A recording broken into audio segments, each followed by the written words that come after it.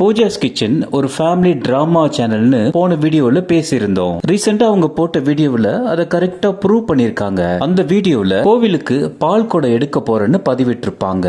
சாதாரணமாக பால் குடம் எடுக்கிறவங்க எல்லாம் விரதம் இருந்து சாமிக்கு பயபக்தியோட தான் பால் குடம் எடுப்பாங்க. ஆனா இந்த பூஜாஸ் கிச்சன் ஃபேமிலியை சேர்ந்தவங்க பால் குடம் எடுக்கிறதுக்கு முன்னாடி நல்ல ஒரு கடையில போய் பிரியாணி, மட்டன் சுக்கா, பாயா, மட்டன் பிரியாணின்னு சாப்பிட்டுட்டு பால் குடம் எடுக்கிறாங்க. அந்த கோயிலுக்கு கணக்கு இல்ல, ஆடு வெட்டி தான் அங்க சாமி கும்பிடுவாங்கன்னு சொல்லிருப்பாங்க. சாமிக்கு தான் கணக்கு இல்லையே தவிர சாமி கும்பிட நமக்கு உண்டு. ஆடு வெட்டி சாமிக்கு படையல் போடுறாங்க. ஆனா உங்களுக்கு முன்னாடியே ஒரு படையல் போட்டுட்டு தான் பால் குடம் எடுக்கிறீங்க.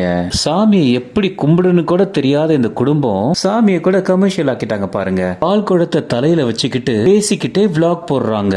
கொஞ்சம் கூட சாமி மேல பக்தி இல்லாம வேடிக்கையாக்கி அதை கேலி கூத்தாக்கி தப்பான முன் உதாரணமாக இருக்காங்க இந்த பூஜாஸ் கிச்சன் ஃபேமிலி.